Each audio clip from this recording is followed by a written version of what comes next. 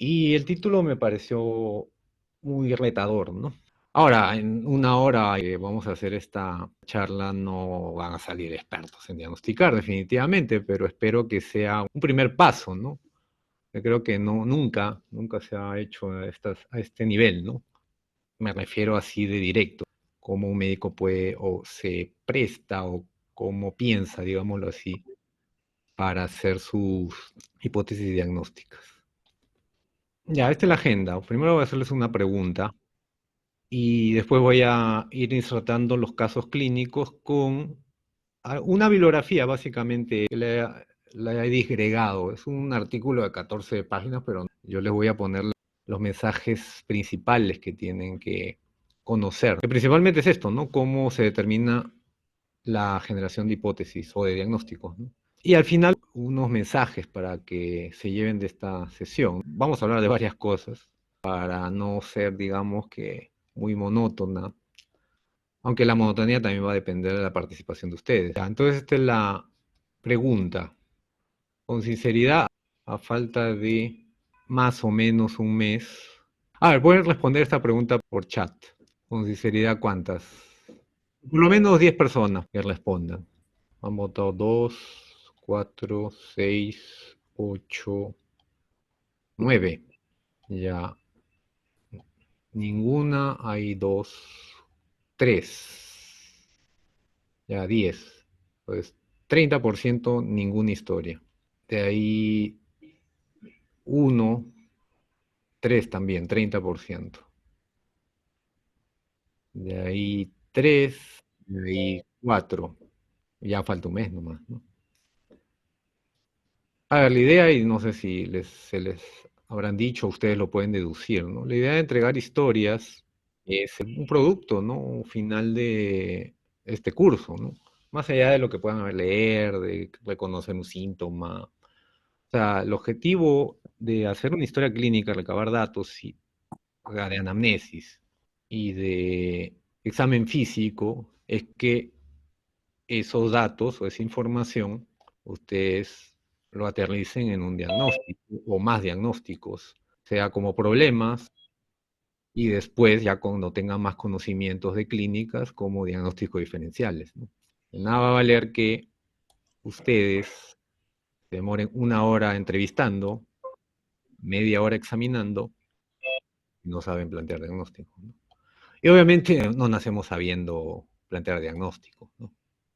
Siquiera algunos ni siquiera desarrollan esa habilidad de alguna forma, ¿no? Sino simplemente van a los exámenes auxiliares. ¿Por qué? Porque no aprendieron esta manera de, digamos, de razonar, ¿no? ¿Y cómo la pueden lograr? Al inicio se van a equivocar, pero la idea es que entreguen una historia, el profesor la lea, la corrija, no solamente ponga un check o una nota, ¿no? ¿De qué vale que me pongan 16, 19, 14, o si no sé qué es lo que tengo que corregir, ¿no?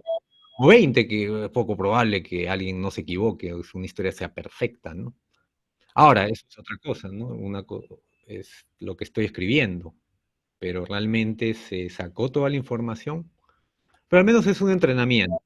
Y la única forma es que lo desarrollen es que entreguen su historia antes, no un día antes de terminar el curso, para que puedan ser devueltas, corregidas, ¿no? Y ahora sí, vamos al caso, ya a la medicina. Este es un primer caso, es una mujer de 73 años. Son casos reales, ¿no? Son del Hospital Loaiza. Ingresó a emergencia el 2 de febrero de este año a la 1 de la tarde y la persona que le hizo la historia escribió solo esto, ¿no? Teóricamente donde debe ir el relato de la enfermedad actual, ¿no? Tiempo de enfermedad 7 horas, más o menos.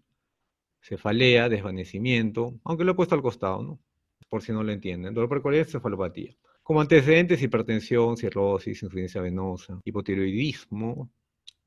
Hay que adivinar esto, ¿no? Puede ser no sé. Ya. Hace isquémico hace 15 años, más o menos también, ¿no?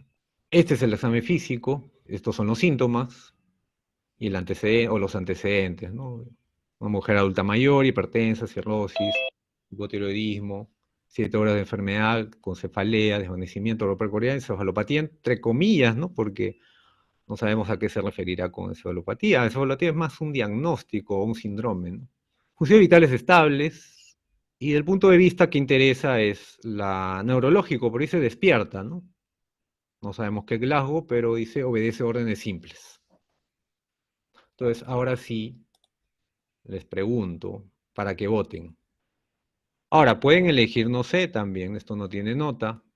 Son 39 conectados, bueno, aunque sea los 11 o 12 que han respondido la primera pregunta por chat.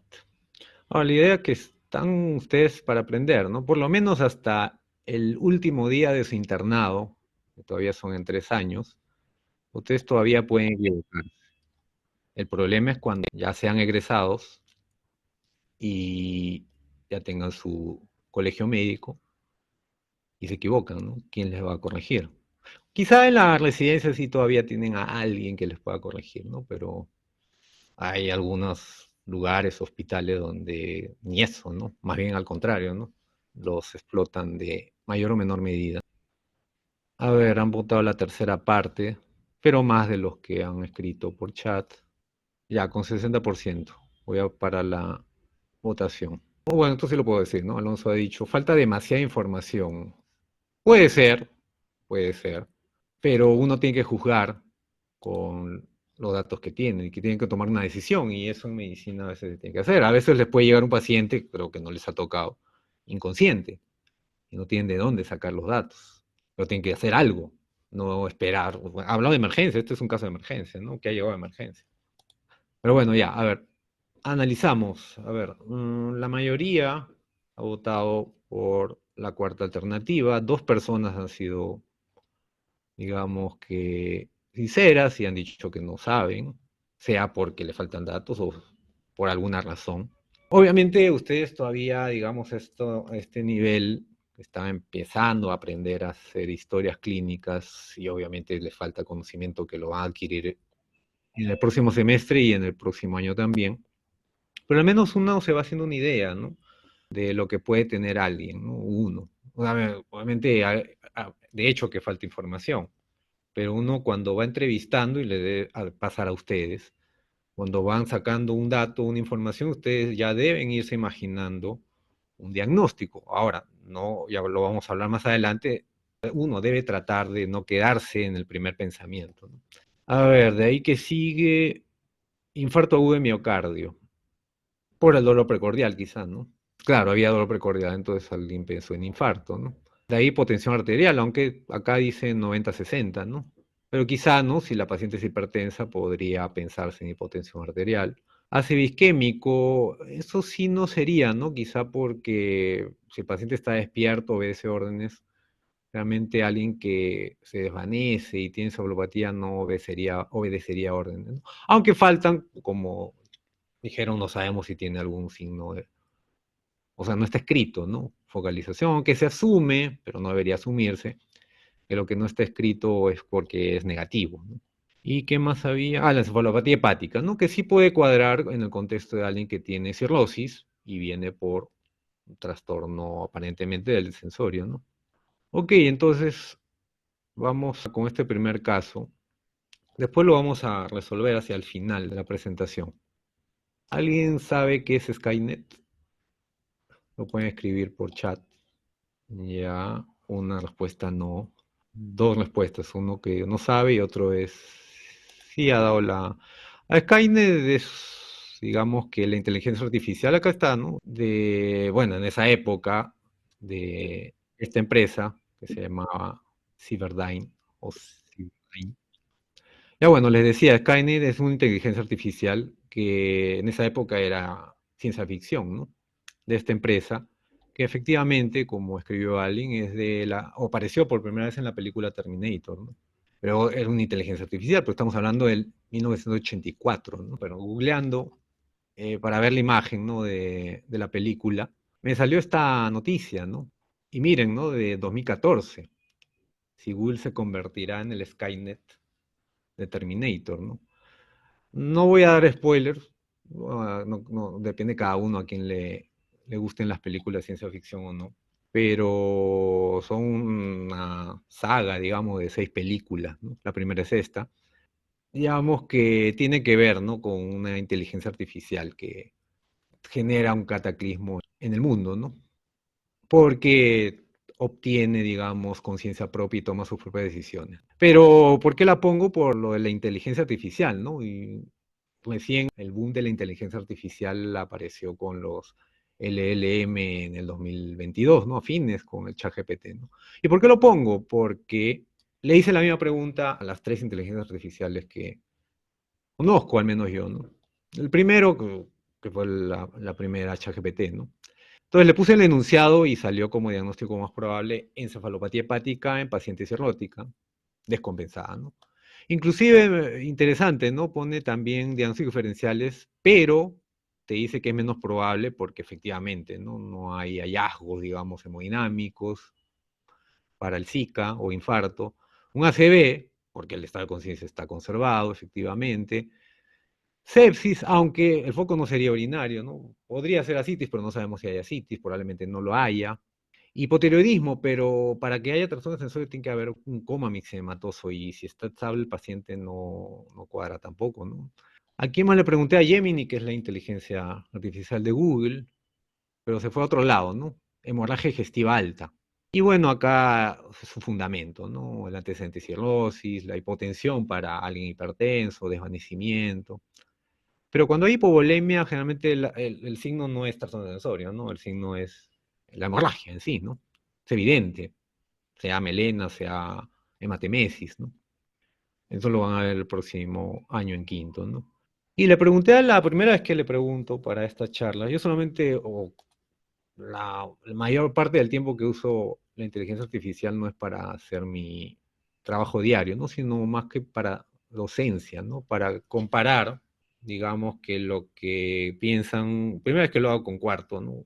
Lo hago generalmente en el hospital con externos, internos y residentes, ¿no? Les pido igual las votaciones y comparo sus respuestas con las de la inteligencia artificial. Entonces, primera vez que uso Copilot, que es la inteligencia artificial de Microsoft, y te explica un poco mejor, ¿no? Pero su primer diagnóstico o su diagnóstico más probable también es encefalopatía hepática, ¿no? Y te sustenta, ¿no? Un poquito las características que le llevan a pensar en eso.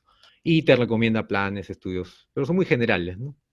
Y ojo, tuve que usar esto que no lo conocía, el Think Deeper, que hay otro que es básico, ¿no? Y me salió una respuesta a la de los cabellos, ¿no? A ver, esta es la evolución 4 horas después del ingreso, ¿no? La historia inicial era cuando ingresó. Entonces, ingresó a la 1, casi 6 de la tarde. La paciente no refiere ninguna molestia. Niega náuseas, no hay dolor, no hay SAT, no hay asa térmica. Y lo neurológico, que es lo más importante, aunque acá está claramente abdomen blando depresible, no hay problema, no dolor, ¿no? Ya se puede alejar citis. Y el examen neurológico que acá ya ponen, ¿no? Glasgow 15 de 15, ¿no? Entonces, si no refiere molestia es porque está orientada, ¿no? Más allá de obedecer solo órdenes simples, ¿no? Y los antecedentes, ¿no? Un poco más disgregados, ¿no? Que tomaba levotiroxina 3 veces por semana, cirrosis, propanolol, lactulosa, hipertensión y losartán. Y esto es ya un día después, ¿no? El día 3, guardia diurna, sus funciones vitales estables, 160, una cardíaca en 58, una hemoglucosis en 88. Y ponen varón, no se han equivocado, ¿no? Es mujer, ¿no? De 73 años. El primer diagnóstico pone infección urinaria. De ahí cirrosis, hipertensión, hipotiroidismo, anemia. Probablemente le pidieron los exámenes de laboratorio y había anemia, ¿no? Eso no nos vamos a enfocar acá porque eso es más para quinto año, ¿no? Y nuevamente, no refiere molestias. Parece una evolución, digamos, de una enfermedad leve, ¿no? O que se llevó a un manejo que la hizo mejorarse, ¿no? Casi desde que llegó, ¿no?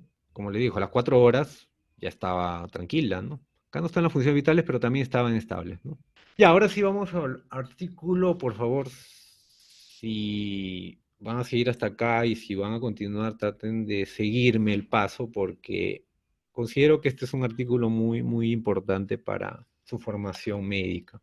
Ahora, explicarles o resumirles este artículo, que no lo hago generalmente, pero, o sea, me refiero a resumir un artículo completo, ¿no? Pero me parece que tiene tanta información valiosa que lo debo hacer, ¿no? Y esto va a servir para algo que, o de manera indirecta, para algo que todo el mundo se asusta cuando llegan a quinto, ¿no? Que es el curso de metodología de investigación, ¿no? Que al final uno termina, incluyéndome a mí en pregrado, el internado y ni idea, ¿no? Pasó o pasamos por un curso de investigación y como si no hubiéramos pasado, ¿no? Pero todo trabajo de investigación tiene partes, ¿no? Una introducción que termina en la pregunta de investigación o el objetivo de investigación. Y luego para responder ese objetivo se plantea una metodología, que es el tipo de estudio y cómo va a recolectar los datos o hacer el experimento. Eso genera resultados y esos resultados tienen que interpretarse para llegar a conclusiones. Pueden llamarlo sencillo, pero así es una investigación. O les puede parecer muy sencillo, pero así es una investigación. Obviamente la complejidad va a depender de qué cosa quiero investigar, ¿no? En este caso, como ven el título, ahí no lo he traducido porque quería que lo vean tal cual.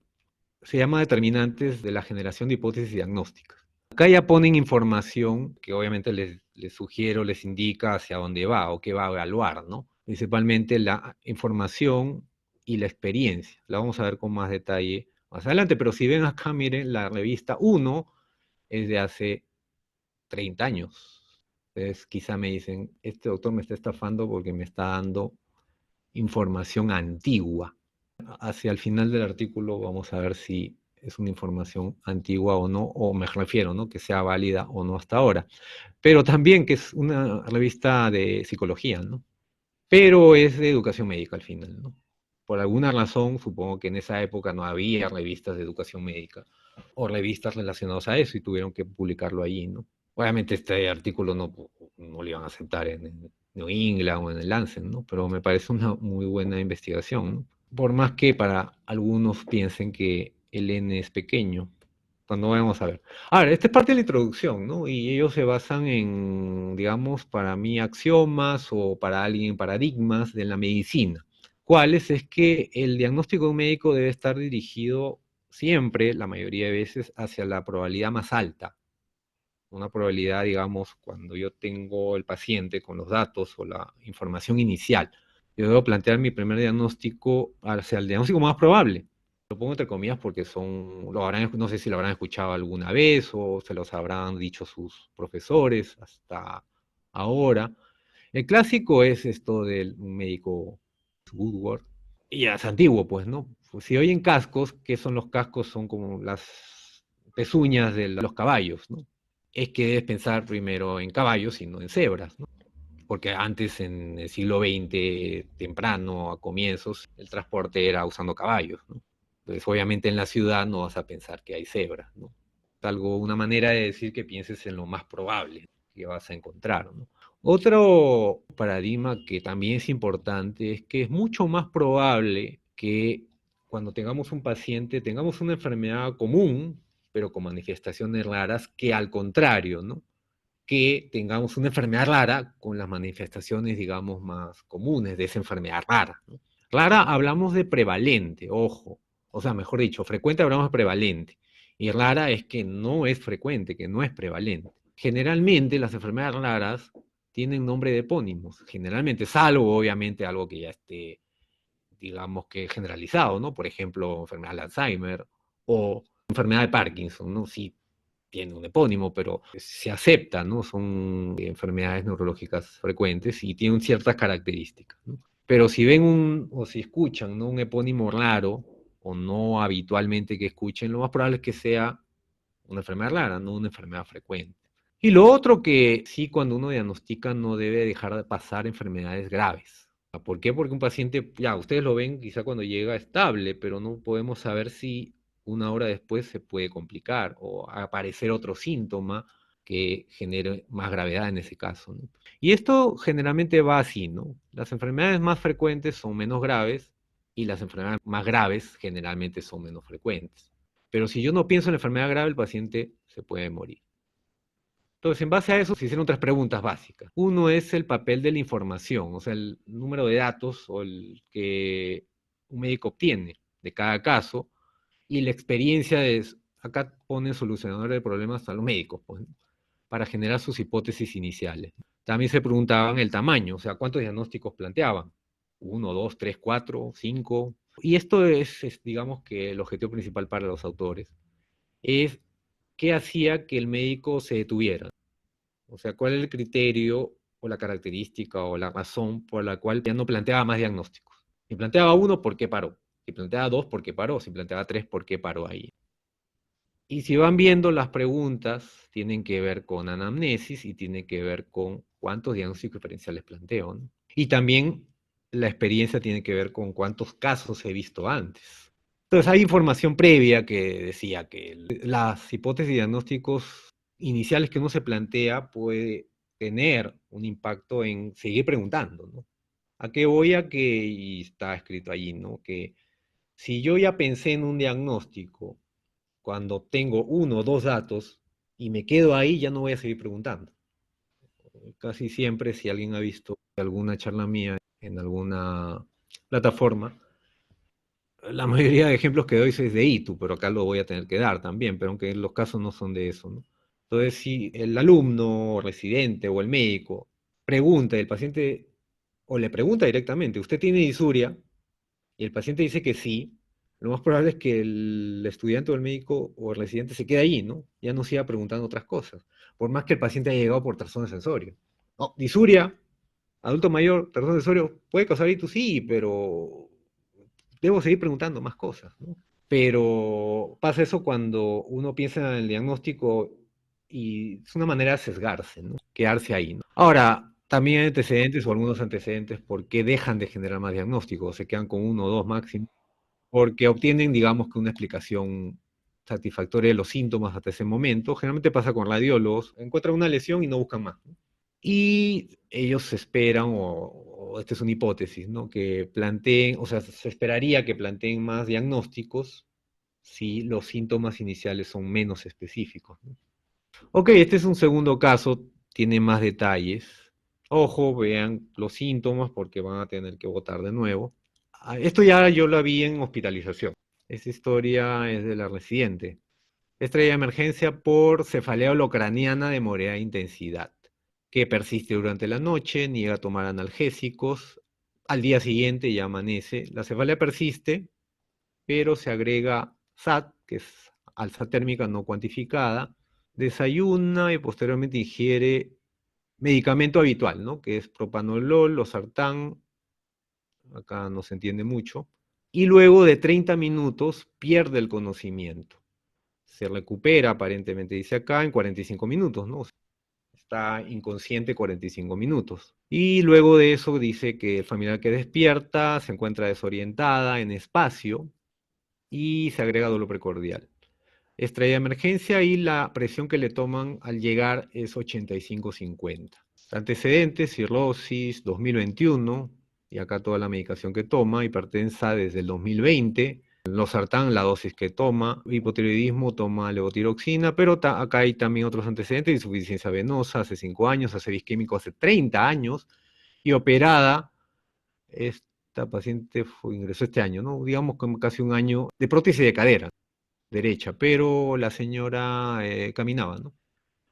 Entonces, esta es otra votación, les pregunto. Es el mismo que lo ser relatado, pero en resumen, ¿no? Quizá alguien quisiera preguntar algo más, pero es los datos que tenemos, ¿no? Entonces, la vez pasada votaron 28, ahora son más, son 44, a ver si votan al menos los 28 o 30 para redondear. Esta pregunta es más difícil porque tiene más texto. Ojo, no tiene nota, pueden también responder no sé. Cuando uno dice no sé, uno reconoce que falta conocimiento, pero es el primer paso para adquirir el conocimiento. Ojo, pues un spoiler también, los exámenes de clínica médica, sea uno o dos, son generalmente así, ¿no? Un enunciado, síntomas, generalmente se les pregunta o el diagnóstico, o el plan de trabajo ya porque hay más conocimiento, o el tratamiento básico, ¿no? Y tienen que marcar, bueno, por suerte de ustedes, una alternativa no es no sé, ¿no? Sino les dan las 5 alternativas y tienen que escoger de ahí, ¿no? Aunque no sepan nada. O no sepan la respuesta, ¿no? Les puede ligar 20% de chances. A ver, ya vamos a tener que parar ahí. Han respondido un poco más, 33, casi 70%. Entonces, acá sí hay votación de todas las alternativas. 12, de nuevo dos personas. Obviamente no sé si son las mismas. En la pregunta anterior, acá ya votaron más por sepsis urinaria, dos personas más. La mayoría acá ha votado por hipotensión arterial por fármacos, probablemente por la presión, pues, ¿no? 85-50. De ahí a isquémico, hemorrágico. Generalmente un ACV isquémico y hemorrágico viene con hipertensión. O sea, cuando llegan, obviamente eso no lo tienen que saber ahorita, ¿no? Lo van a saber, yo diría más que en el curso de neuro, en su externado e internado. Un hemorrágico tiene la presión más elevada, generalmente más de 160 o 180, y un ácido isquémico generalmente en 140, 150, ¿no? Un poco más bajo. Pero están hipertensos, tienen antecedente de hipertensión y no han tomado su medicación por largo tiempo, o la tomaban, pero como no tenían síntomas, seguían tomando la misma pastilla, pero nunca estaban controlados. Y su presión siempre estaba alta, ¿no? 140, 150, y ahí hicieron el ACV, ¿no? Entonces, con 85-50 no, muy poco probable que sea un ACV. Hipotiroidismo compensado, puede haber hipotensión, sí, pero hay una bradicardia más importante, digamos. Infarto, bueno, sí, un paciente infartado puede tener hipotensión arterial. Y sepsis urinaria, no, no, porque, aunque por ahí, ¿no? La alza térmica, podrían decir, ¿no? Fiebre, ok, podría ser, ¿no? Ahora, si se dan cuenta, esto puede funcionar como un diagnóstico más probable y diagnóstico diferencial es menos probable. Ahora, algunos son muchos menos probables, de acuerdo a la información que tenemos. Entonces, la idea que querías que hagan con este ejercicio. El diagnóstico final lo vamos a ver al final. Vamos a continuar con el estudio. Ya, entonces, la primera parte que les mencioné era la introducción y la pregunta de investigación. Entonces, la pregunta de investigación te lleva a plantear objetivos de investigación. Ahora, el objetivo que ellos escriben explícitamente es este, que fue investigar la naturaleza de las reglas de detención, ¿no? Que era la tercera pregunta, que guiaron a los médicos en su generación de hipótesis iniciales o de diagnósticos iniciales. Pero, como van a ver los resultados, y también las preguntas, o las dos primeras preguntas, no están explícitas, pero son dos objetivos distintos, ¿no? Determinar el número y la diversidad de los diagnósticos y determinar la influencia de los datos clínicos que les daban, ya van a ver cómo ha sido la metodología, y la experiencia previa de los médicos, porque ojo, todos eran médicos, acá no había estudiantes de medicina, eran médicos con distintos años de experiencia. Fue hecho en Gales en el 92. Todos eran médicos, pero había médicos profesores. De los estudiantes, acá son lo que se puede llamar acá residentes, ¿no? Médicos residentes, que iban a hacer la especialidad de medicina familiar. Pero había también médicos que no eran profesores, son los formadores, ¿no? Había tres grupos de médicos y la experiencia variaba, ¿no? De entre 1 año a 40 años de los médicos egresados, formadores o no formadores, y de los, digamos, médicos residentes tenían 1 o 12 meses de experiencia post haber terminado la facultad, ¿no? ¿Qué hicieron? Más adelante lo van a ver mejor con el caso. Un caso ejemplo, ¿no? Digamos, se le dio información, digamos, reducida a algunos en cuanto a síntomas, en cuanto a signos, en cuanto a antecedentes, y con eso tenían que plantear sus diagnósticos. La información clínica eran los síntomas actuales o anteriores, los antecedentes era lo que no tenía que ver con el caso, con los síntomas, y algunos le daban información demográfica como para pensar más en un diagnóstico que en otro, ¿no? De acuerdo a la gravedad y de acuerdo a la probabilidad previa. Eran 3 casos reales, o sea que ya se sabía el diagnóstico, pero les daban información, digamos, sucinta a unos y a otras mayor información. Y les pedían que plantearan 2 diagnósticos por lo menos. Uno diagnóstico A, acuérdense de las letras, que era el de mayor probabilidad, pero que era menos grave, y un diagnóstico B que era menos probable, pero que era más grave. Tenían que hacer esos 2 diagnósticos. Y en el interín podían hacer diagnósticos O, que eran menos probables. Por ejemplo, ¿no?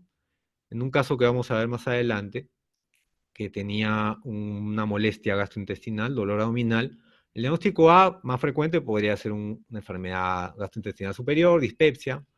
Un diagnóstico B que es menos probable, pero más grave, un infarto, digamos, de cara inferior. Y diagnósticos O distintos, ¿no? Enfermedad biliar, ansiedad, etcétera, ¿no? Que te puede dar a veces molestias.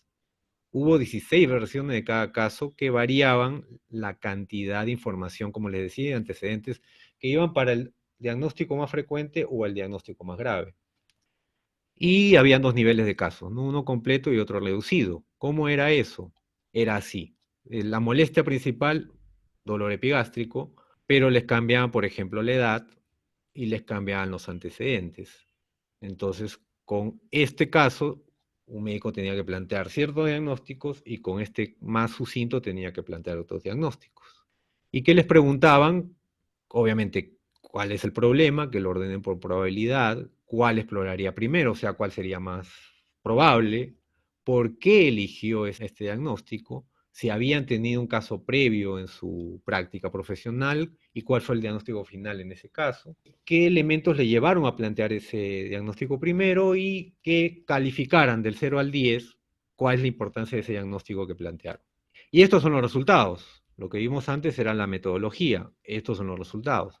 Los médicos habían visto un problema similar, ¿no? De los 16 casos probables que le dieron, en 82%, o sea, sí tenían experiencia en la mayoría de casos, ¿no? Pero, pero un 74% era un diagnóstico tipo A, o sea, más frecuente, más probable, pero menos grave. Y 8% fue el tipo B, menos probable, pero más grave. Y le dieron importancia tal cual, ¿no? 8.6 sobre 10 al diagnóstico tipo B, el más grave, y 6.5 al diagnóstico tipo A, ¿no? O sea, de todas maneras lo consideraban tal cual, ¿no? A uno más grave y a otro menos grave. ¿Qué los llevó a generar estos diagnósticos A? Obviamente si les daban más síntomas que les sugería ese diagnóstico más frecuente o más probable.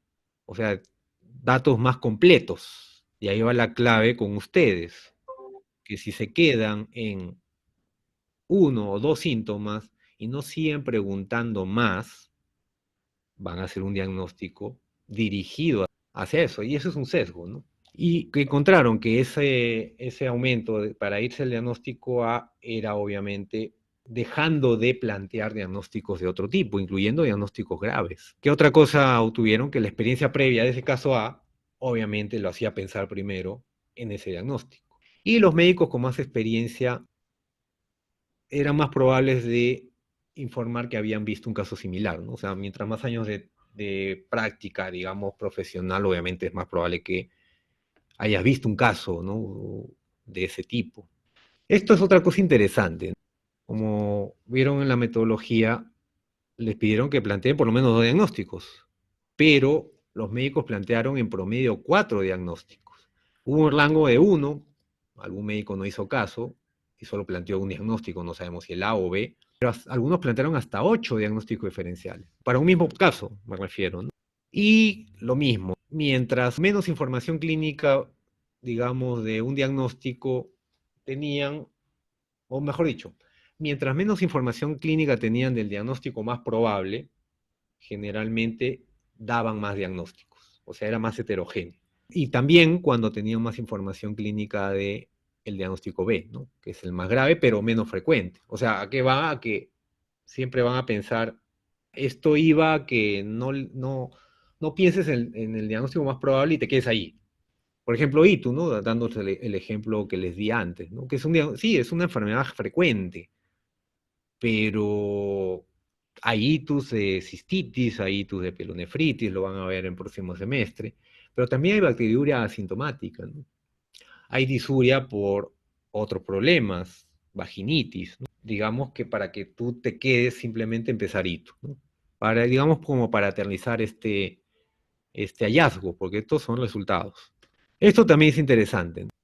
¿Cuánto tiempo más, digamos, tardaban los médicos para hacer su diagnóstico más grave? Y los médicos hicieron 3 diagnósticos antes de hacer su primer diagnóstico más grave. Entonces tenemos 3 más un diagnóstico B, serían 4 diagnósticos. Y a partir de ese diagnóstico B ya no producían más diagnósticos, ¿no? Como que se quedaban ahí, ¿no?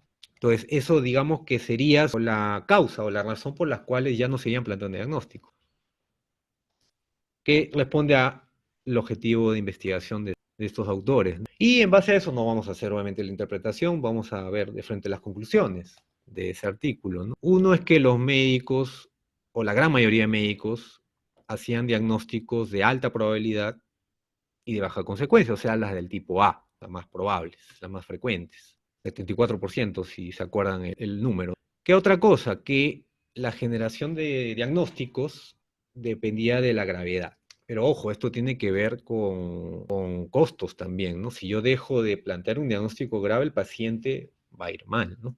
¿Qué otra conclusión?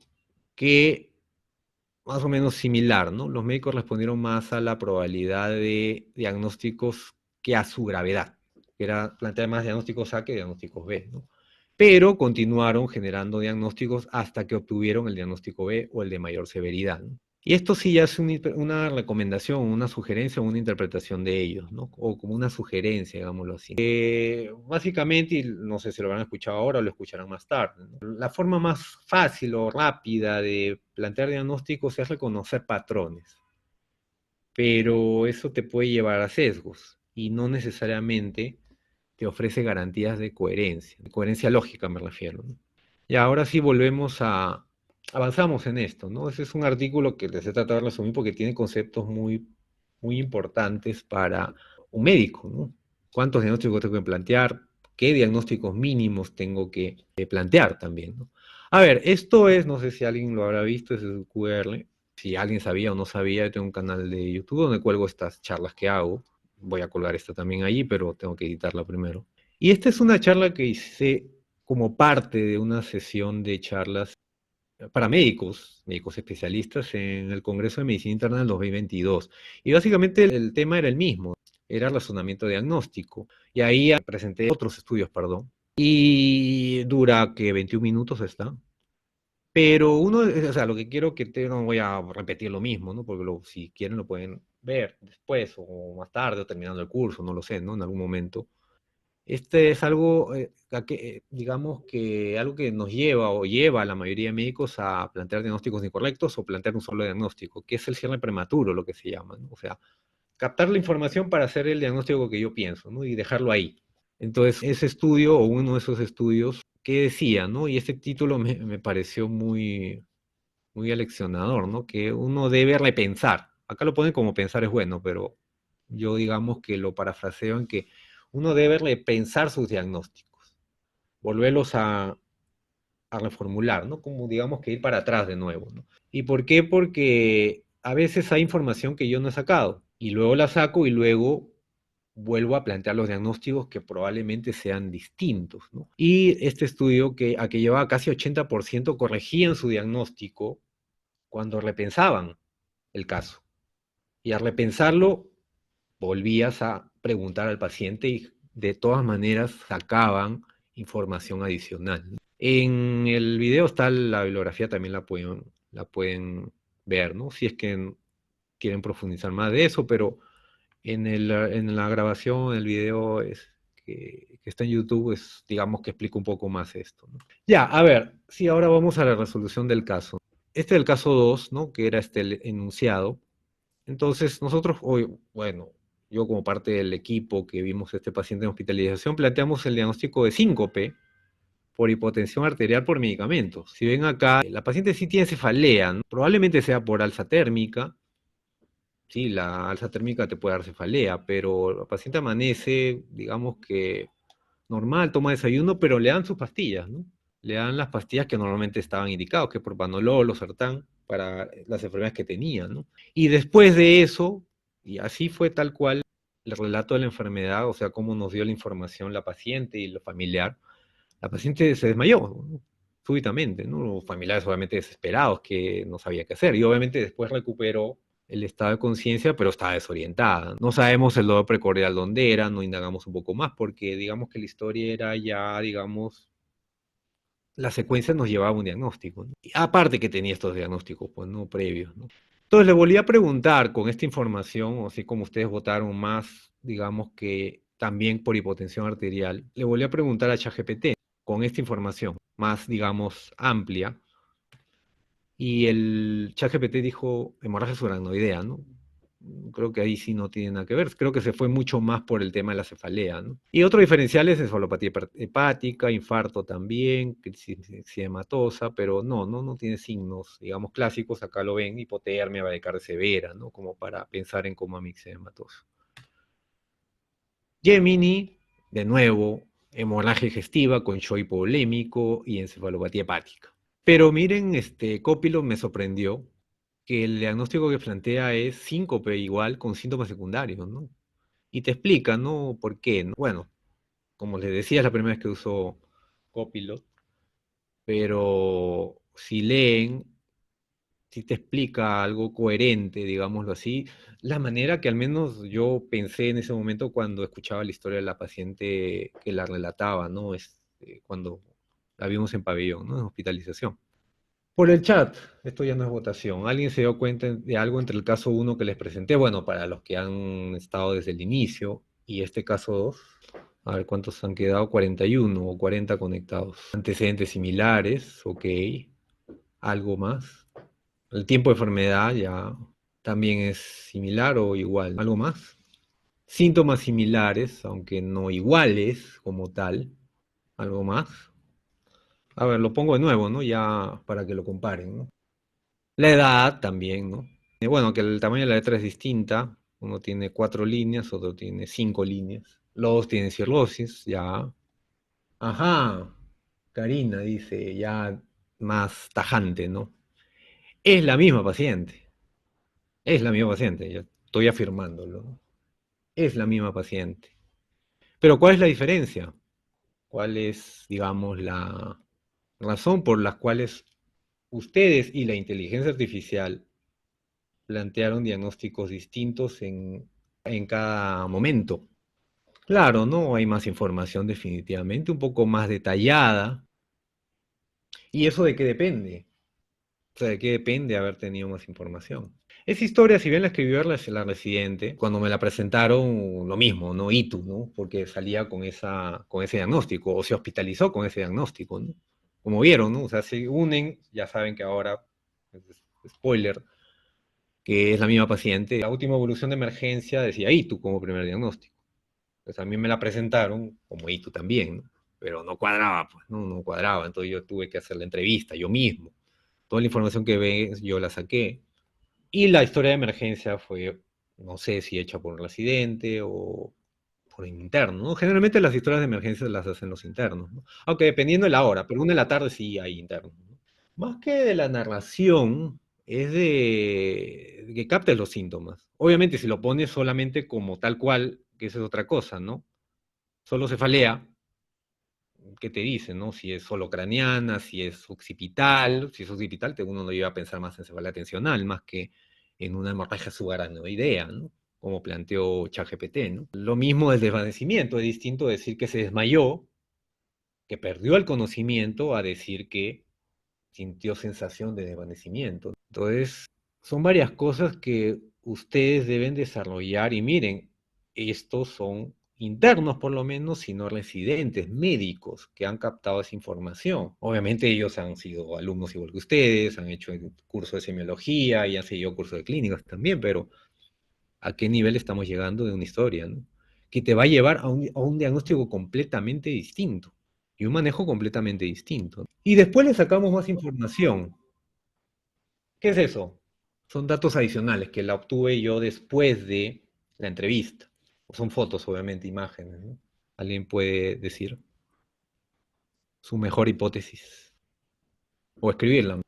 Mala calibración del equipo. Ya. Bueno, ya, para los que no sepan, esto es DIA, este es CIS, este es un tensiómetro, ¿no? Tensiómetro digital. Y es raro que tenga, y peor la marca Citizen, que tenga defecto de calibración. Como ven acá, esto es presión sistólica, esto es presión diastólica. Estas son las presiones que le tomó la hija cuando la paciente estaba desmayada. Cuando la paciente estaba desmayada, esas eran sus presiones arteriales. ¿Alguna vez han visto ese valor de presión arterial? Sí, en pacientes chocados. Ya, claro, ¿no? ¿Y un signo de shock cuál es? La taquicardia, Pero ahí no hay que no taquicardia, es el ¿no? caso. Hay astrabradicardia. Ujú. Porque esto, para quien preguntó, esto no son valores de diastólica, ¿no? Esto es pulso, o frecuencia cardíaca, o lo que toma la máquina, ¿no? Como pulso. Esto es presión sistólica y esto es presión diastólica. Y esto es frecuencia cardíaca, ¿no? Entonces, acá está hipotensa, acá más todavía, 56-38, pero con bradicardia, ¿no? No recuerdo, lo he puesto en este orden, pero no recuerdo cuál fue primero. Yo deduciría que primero es que tenía presión más baja, ¿no? Por eso lo he puesto en este orden, pero exactamente cuando nos mandó las imágenes la hija, porque esta foto obviamente la tomó la hija y no le pedimos, ¿no? Le pedimos lo que nos había dicho verbalmente que nos lo mande en foto, ¿no? Y eran estos valores, ¿no? Ella no sabía, no recordaba, son valores de hipotensión arterial, ¿no? Que explica que alguien se sincopee, ¿no? Que alguien tiene un síncope. Una presión de menos de 70 no llega sangre al cerebro y el paciente se desmaya, ¿no? Por suerte, la señora recuperó presión rápido, ¿no? Llegó al hospital, o sea, en 45 minutos o en media hora recuperó el conocimiento, probablemente ahí ya tenía 80 o 75 de presión y cuando llegó al hospital ya llegó con 80-50 de presión, ¿no? Que fue el dato que tuvimos en el caso 2 que les mencioné, ¿no? Que es como llegó a triaje, ¿no? ¿Y por qué mejoró? Porque le dieron un manejo de fluidos, pues, ¿no? Esto es cloruro, 300 cc a chorro y luego 30 gotas por minuto, pero también le pusieron dextrosa, ¿no? La paciente llegó a la 1 de la tarde. Acá le han indicado, pues, ceftriaxona por infección urinaria, pero lo han puesto en la noche, ¿no? La paciente ya a las 6 de la tarde estaba despierta y no refería ninguna molestia, ¿no? Y esto es del 2 de mayo, ¿no? Y esto ya es del 4, que es cuando yo vi a la paciente. Esta es mi letra, para quien no la conoce, se las presento. Antes mi letra era peor. Y obviamente le suspendí, pues, ¿no? La ceftriaxona y los sartán porque no tenía ningún síntoma urinario, ni fiebre. Ahora, decir alza térmica es relativo, ¿no? Hay gente que llama calor, le llama alza térmica. Hay gente que a los escalofríos le llama alza térmica. Entonces, eso es otro dato, otro, digamos, tip, no sé si quieran llamarlo así, para cuando ustedes saquen información. No se queden con lo que ustedes interpretan solamente o lo que el paciente o familiar interpreta. Aclaren. El ejemplo que yo siempre doy es cansancio. Cansancio para unos, y les pregunto a los pacientes, es sueño. Cansancio para otros puede ser disnea, pero uno me va a llevar a un diagnóstico y otro me va a llevar a otro diagnóstico. Entonces tengo que aclararlo, no quedarme simplemente con cansancio, ponerlo así en la historia, ¿no? La paciente no tenía alza térmica, no tenía fiebre. Y la cefalea, quién sabe si, o quién sabe si también tenía, no era alza térmica, sino era escalofrío, si al final era por hipotensión. Entonces, a la paciente hizo hipotensión y tenía estos síntomas, y encima le dieron un antihipertensivo o dos antihipertensivos, ¿no? Y como ven acá, ¿no? Yo le tachaba el diagnóstico al residente, ¿no? Que decía ITU, si ven ahí, ¿no? Y le he puesto que es un síncope, ya después de hacer la entrevista, ¿no? Tal cual como escribieron ahí en el chat, ¿no? A ver, ya les dije que tengo un canal de YouTube, pero también tengo digamos que una cuenta de Spotify donde cuelgo audio solamente. Si a alguien le interesa profundizar de este caso, justo grabé, digamos, mi entrevista, digámoslo así, de esa paciente, ¿no? Si ven ahí 4 de febrero, van a escuchar a la misma paciente hablar sus síntomas, ya creo que la hija también, ¿no? Y este es el control que fue una semana después, ¿no? Dura menos, eso fue por consultorio. Si quieren profundizar del caso, ahí también pueden escucharlo, ¿no? Pueden googlearlo también en Spotify o este es el QR, ¿no? Ok, la última votación que aprendieron hoy día. Ojo, las votaciones son anónimas, ¿no? Pero me interesa saber porque en base a eso vamos a hablar de las conclusiones de esta charla, ¿no? Con sinceridad, ¿no? Pueden marcar también ninguno. Ahora, pueden haber aprendido otras cosas, pero por lo menos, o sea, juzgar en base a estos tres que les propongo, ¿no? A ver, han quedado 37 de los 44, creo que fue el pico. A ver, va un minuto, van votando las dos terceras partes de los que quedan. Ahora, como les dije al inicio, no es que en una hora o poco más de una hora los voy a hacer expertos en hacer diagnóstico. Algo, si pueden profundizar, esa charla que les puse, ¿no? Que de 21 minutos que hice en la Sociedad de Medicina Interna del 2022, forma parte de una lista de reproducción donde hay otros médicos que también exponen sobre lo mismo, que es razonamiento diagnóstico. Y también se las recomiendo, ¿no?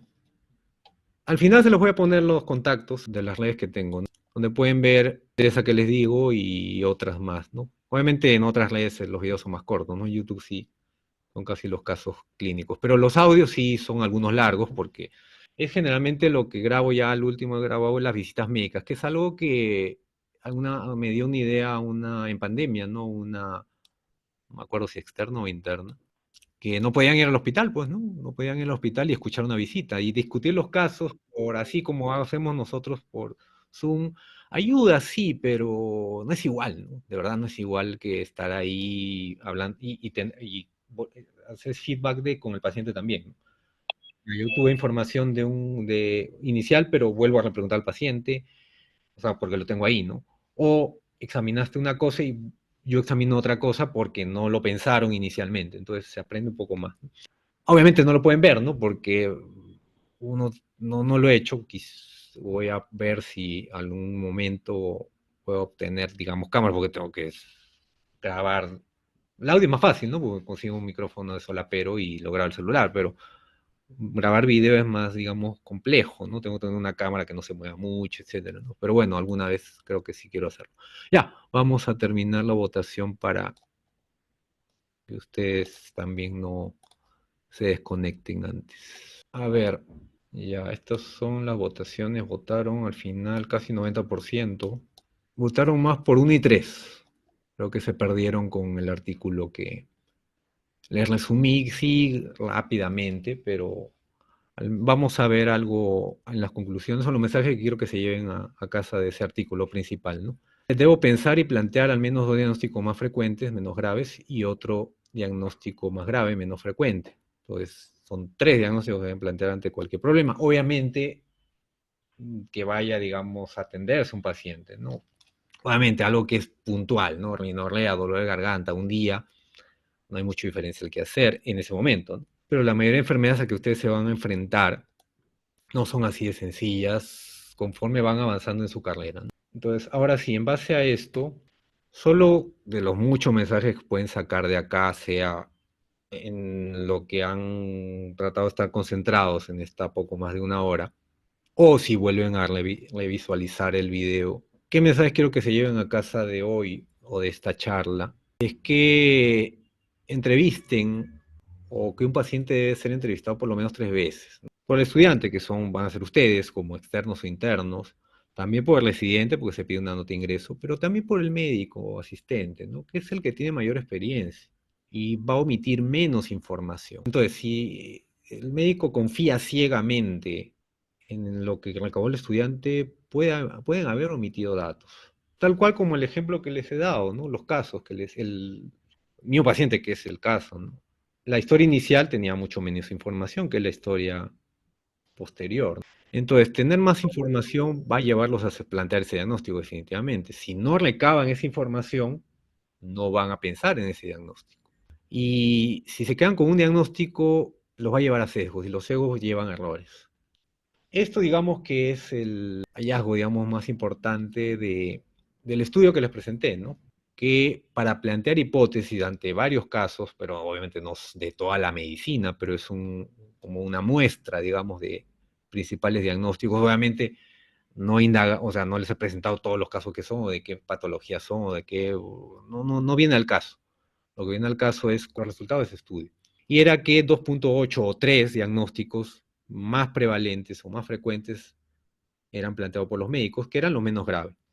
Y que los médicos se detenían o sea, dejaban de plantear diagnósticos cuando planteaban el diagnóstico más grave, que es menos frecuente. Y eso te debe sumar por lo menos 4 diagnósticos diferenciales de un problema.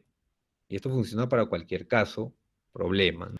Y no comenzar por los diagnósticos raros, ¿no? Sino los demás. Y por eso, perdón, no deben comenzar por los diagnósticos más raros, deben comenzar por los diagnósticos más frecuentes, de mayor prevalencia, porque si no se van a quedar ahí, pues, ¿no? Se van a quedar ahí. Ya puede ser más grave, pero no van a seguir. Es muy probablemente que no sigan. Y lo último que era lo que, digamos, que quería, o agregué, digámoslo así, o traté de aprovechar en base al artículo que les resumí o les presenté, es que sepan que una investigación no es tan difícil, digamos, como para interpretar, porque tiene una secuencia, tal cual, esto no va a cambiar. Tiene una introducción, una pregunta de investigación, objetivos, una metodología, y esa metodología me va a llevar a obtener la información que me va a llevar los resultados, después los tengo que interpretar y sacar unas conclusiones. Y antes de aprender a hacerla, tengo que aprender a leerla o a interpretarla o a analizarla. ¿Por qué? Porque o sea, eso ya lo van a ver, espero, en los siguientes años, sea si no se los hacen por cursos regulares, por ustedes. Si se lo van a dejar a todo, a la inteligencia artificial, sea ChatGPT o el que quieran usar Gemini, ya han visto que se pueden equivocar. Nadie mencionó nada de la inteligencia artificial, pero eso también, ¿no? Si ustedes le dan una información a la inteligencia artificial, corta, con poca, va a ser un diagnóstico inadecuado. Si ustedes seguían solamente por eso, van a patinar, ¿no? ¿Y por qué? En este caso, iban a seguirle dando el propanolol, el losartán, etcétera. ¿Por qué? Porque tenía cirrosis, porque tenía hipertensión. No, esta paciente ya no necesitaba, y lo van a escuchar en los audios, si alguno lo escucha, no necesitaba, quizás lo necesitaba hace 20 años o hace 10 años, pero la paciente, conforme pasa la edad, va bajando de peso, y de bajar de peso la presión se controla. Entonces, los sartán quizás lo necesitaba hace 10 años, pero a estas alturas ya no. Peor si le agregan propanolol por cirrosis. Entonces está sumando antihipertensivos, ¿no? Uno no debe jalar, en medicina llamamos eso jalar flecha, ¿no? O también ya en forma más elegante se llama inercia clínica, ¿no? Seguir haciendo lo mismo todo el tiempo. No, uno debe reevaluar siempre, ¿no? Evaluar los casos en cada momento y en el tiempo también, ¿no? En hospitalización, en consultorio, etcétera. Ok, estos son los contactos para quien lo pidió. Esto es de el QR del canal de YouTube, esto es de Instagram y esto es de TikTok. También hay videos cortos si es que quieren, pero obviamente los casos, como son más largos, están en YouTube. No sé si alguien tiene alguna pregunta, comentario, duda, queja, reclamo. Bueno, reclamos quizá para el examen. Doctor, una consulta. Sí, Bueno, yo fue que le escribió que en la primera pregunta faltaba demasiada información y ajá. creo que, o sea, quiero saber si mi apreciación es adecuada, porque yo lo que pensaba y el motivo por el cual no sabía realmente qué es lo que le pasaba a la paciente es porque los síntomas, o sea, la anamnesis es muy pobre, ¿no? O sea, en la primera narración.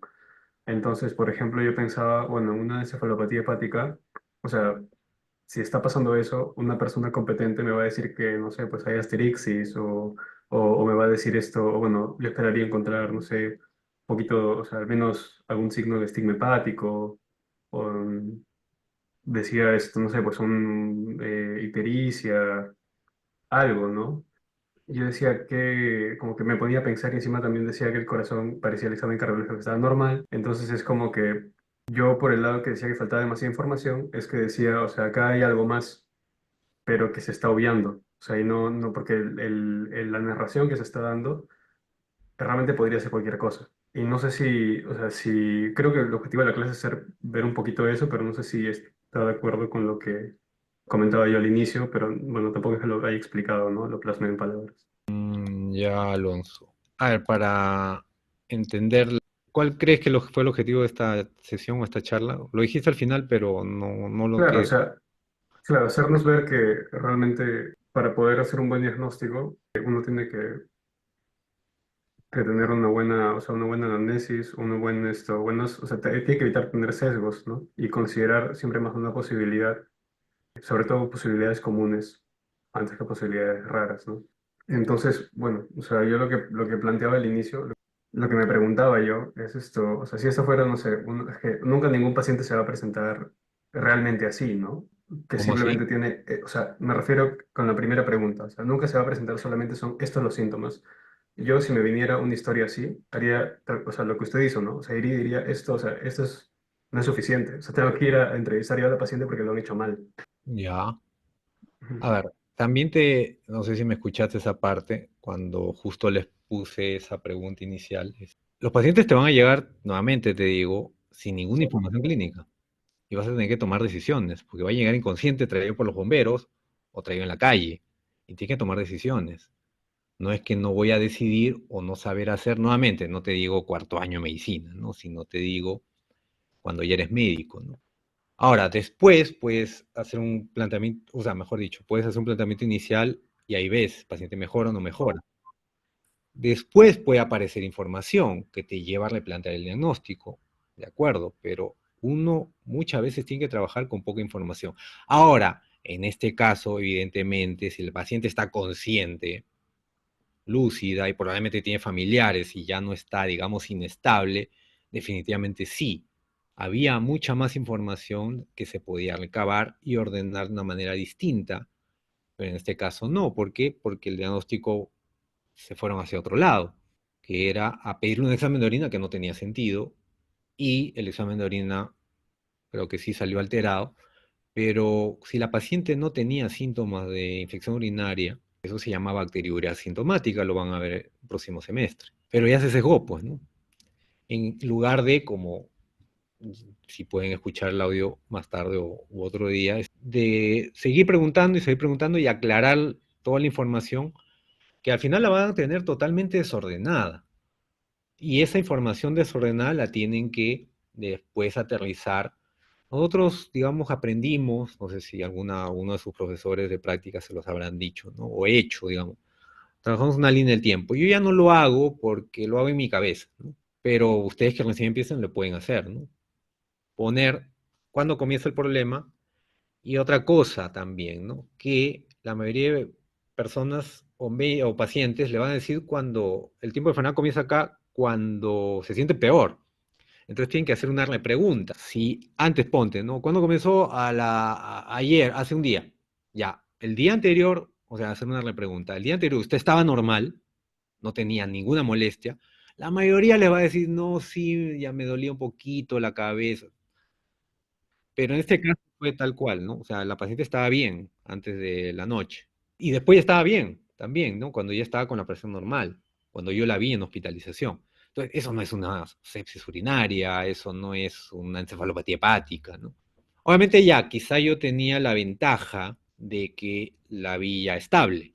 No sé si cuando llegó quizá me iba o yo iba a poder recabar la información igual en emergencia, porque es otra cosa. A veces en emergencia tienes que atender tantos pacientes que inviertes poco tiempo, pero yo también trabajo en emergencia, la función es estabilizar al paciente y pasar la hospitalización. No queda otra porque los pacientes siguen llegando.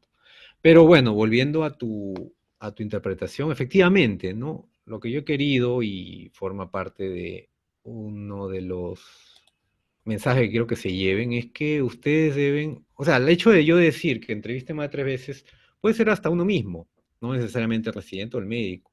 Sacar más información. Era lo que les dije de ese video que también lo pueden ver, ¿no? De repensar, de replantearse su diagnóstico. Eso los va a llevar a volver a preguntar. Quizás no el residente, quizás no su asistente, pero ustedes mismos pueden también repensarlo, ¿no? Y tener más información, pero ojo, también tienen que discernir qué cosa va. Muchos pacientes les va a decir que le duele la cabeza, pero es tensional. ¿Por qué? Porque están preocupados porque se sienten enfermos. Algunos piensan hasta que tienen cáncer, que es lo primero que piensan, o que tienen algo malo, y eso genera más tensión, más estrés, y al final les va a doler la cabeza, y él le va a decir, o ella le va a decir, sí, doctor, me duele la cabeza, pero eso no tiene que ver con el desvanecimiento, pongámoslo así, o por lo que venga el paciente, ¿no? Pero ustedes lo juntan y se van a ir por otro lado, ¿no? Tiene dolor abdominal, pongamos, ¿no? Pero también tiene cefalea. ¿Por dónde conecto eso? No, no tendría que ver. Y la historia que ustedes hagan tiene que estar dirigido al motivo de ingreso, ¿no? Ahora, hablo de hospitalización. En consultorio sí va a haber pacientes que les va a salir hasta con una lista de problemas que tienen porque no han tenido citas sino en 2 meses y se les han ido juntando varias cosas. O no han tenido dinero, pues, ¿no? A veces para dejar de trabajar, porque para ir al hospital tienes que dejar de trabajar. O para traer a su familiar también, ¿no? Viven en los conos y tienen que tener dinero para traerlos en taxi, no lo sé, ¿no? Por múltiples razones, todos los pacientes llegan al consultorio con varios síntomas. Puede ser. Ahí sí tienes que también decirle al paciente priorizar, ¿no? Pero en hospitalización generalmente vienen con un problema que causa la hospitalización. Entonces, la historia debe estar dirigida a eso, pero no quedarse simplemente en como lo vieron ahí, ¿no? Cefalea de nacimiento, ¿no? Chao.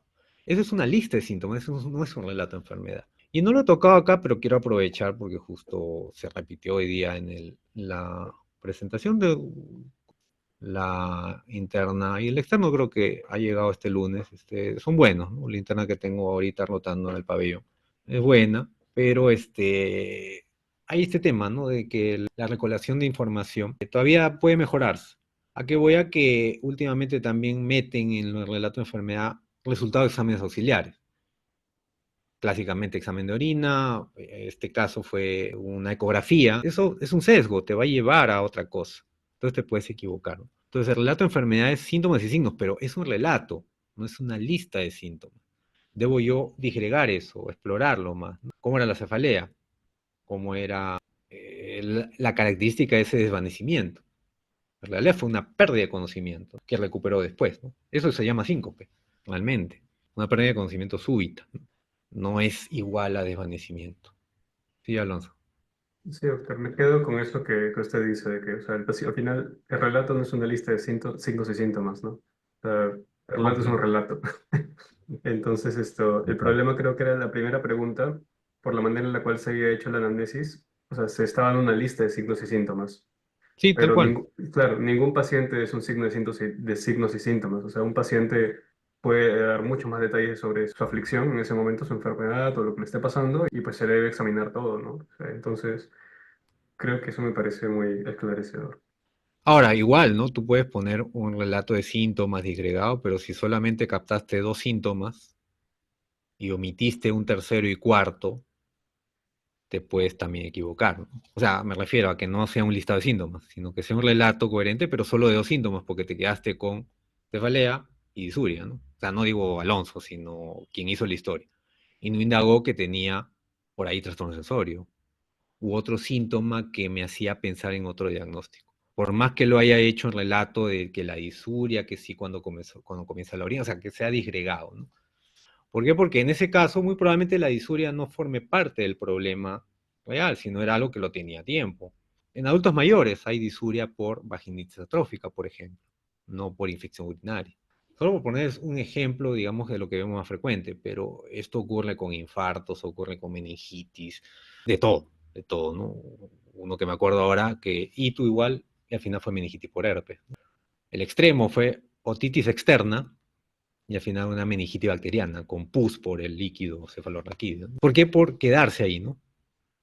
Simplemente lo he oído y no preguntó si tenía otorrea, por ejemplo, ¿no? No, me lo he oído, ¿no? Entonces, ahí pus, ahí, otitis externa, se quedó, ¿no? ¿Por qué? Pues la paciente estaba, aunque no lo crean, meningitis bacteriana, salió pus, estaba en rasgo 15. Sí, pues, pero tenía meningitis bacteriana. Bueno, ok, no sé si hay alguna pregunta adicional, comentario adicional.